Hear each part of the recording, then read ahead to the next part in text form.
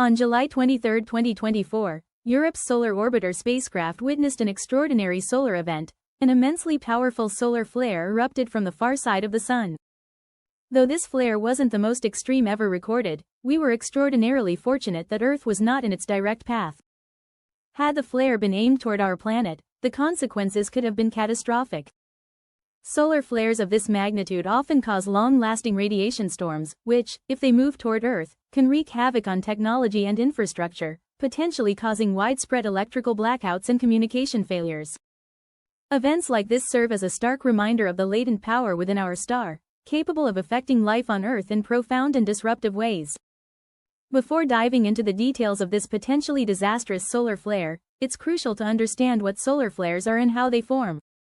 Solar flares occur as a result of the continuous movement and reconfiguration of magnetic fields in the Sun's atmosphere.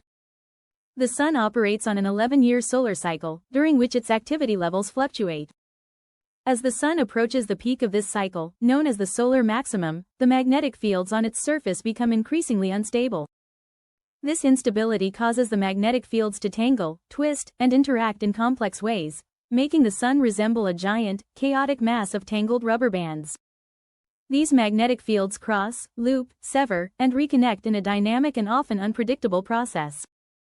A vivid analogy is the way iron filings line up along magnetic fields when sprinkled on a bar magnet. Similarly, the Sun's plasma is subject to the magnetic forces governing its surface. Occasionally, when these magnetic fields interact, the plasma becomes disconnected from the magnetic lines of force. The particles in this plasma are then accelerated to enormous speeds, releasing powerful bursts of radiation into space. This is the phenomenon we refer to as a solar flare. But solar flares aren't the only explosive events that the Sun produces. Sometimes, the Sun expels massive quantities of matter in what are known as coronal mass ejections, CMEs. A single CME can contain up to 20 billion tons of material, and if this material were solid rock, it would form a mountain about 2.75 miles wide and nearly half a mile tall. These ejected particles hurtle through space at speeds exceeding 1,000,000 miles per hour, and when they collide with Earth's magnetic field, the effects can be felt globally. Solar flares and CMEs represent the most powerful explosions in the solar system, releasing colossal amounts of energy. To categorize these solar flares, scientists use a classification system based on their strength. The weakest are A and B class flares, followed by C and M class, with the most intense being X class flares. Within each class, a numerical value from 1 to 9 is used to further specify the strength, and in the case of X-class flares, values can exceed 9. For instance, an X10 flare is more than 10 times stronger than an X1 flare. This system is comparable to the Richter scale used for measuring the strength of earthquakes. A and B-class flares are too weak to significantly affect Earth, but C-class flares can have small, noticeable impacts. M-class flares, while still not the most destructive, can cause short radio blackouts in polar regions and lead to weak radiation storms, which can pose risks to astronauts in space. However, it is the X-class flares that pose the greatest danger to Earth. These solar flares are incredibly powerful and can disrupt satellites, communication systems, and power grids. The recent solar flare observed on July 23 was an X1.4 class event, indicating that it was exceptionally strong.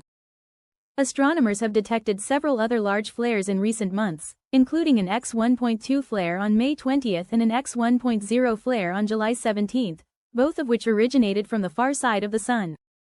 On the side facing Earth, the largest solar flare recorded so far during this solar cycle occurred on May 14, when an X8.7 class flare erupted. This flare caused radio blackouts across parts of the globe and triggered a geomagnetic storm that led to awe-inspiring auroras visible across various parts of the world. The geomagnetic storm was accompanied by a powerful coronal mass ejection, adding to the intensity of the event.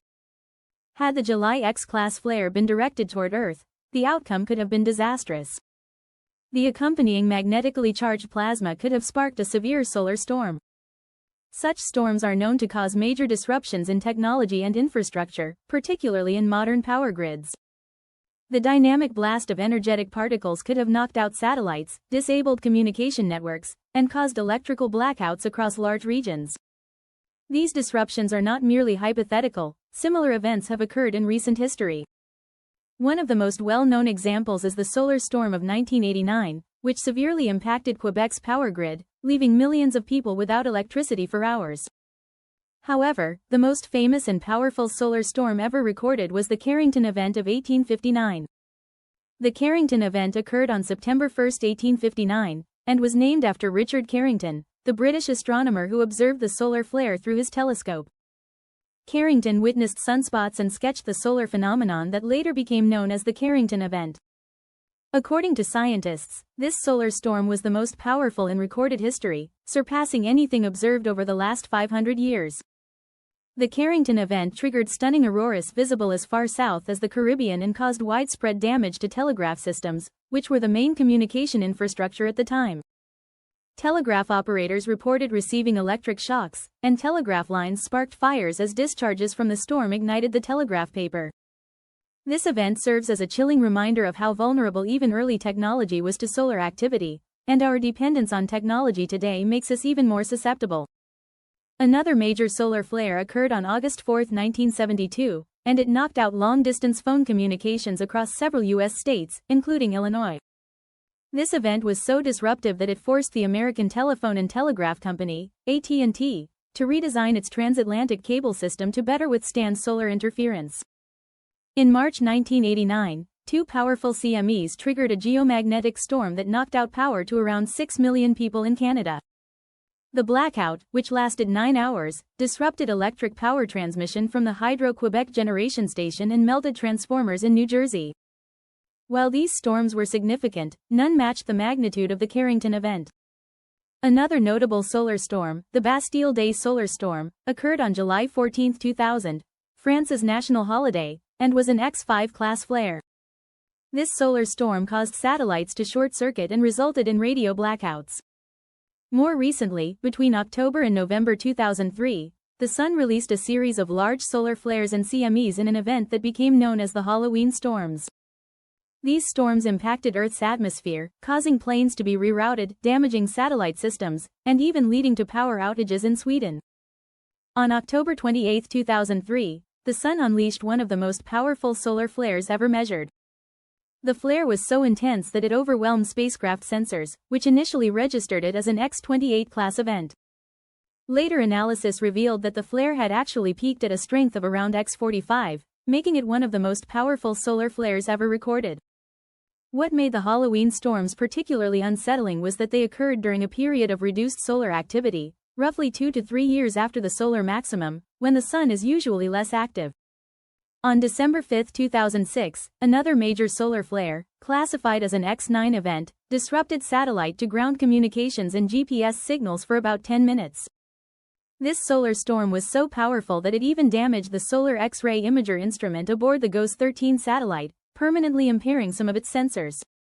In February 2022, SpaceX experienced the devastating impact of a geomagnetic storm firsthand when it lost 38 newly launched Starlink satellites. The satellites were deployed into low orbits, between 60 and 120 miles above Earth, and they relied on their onboard propulsion systems to ascend to their final orbit. However, the geomagnetic storm caused Earth's atmosphere to expand and become denser, increasing the drag on the satellites. Unable to overcome this increased drag, the satellites eventually re-entered Earth's atmosphere and burned up. These powerful solar flares and geomagnetic storms remind us of the raw, untamed power of our Sun. They also serve as a sobering reminder of how reliant we are on vulnerable technologies such as satellites, power grids, and communication networks. As we move toward the peak of the Sun's current solar cycle, we can expect more solar activity, and while these events may produce stunning auroras and incredible displays in the sky, they also pose significant risks to our modern infrastructure. The question isn't if a major solar storm will happen again, but when.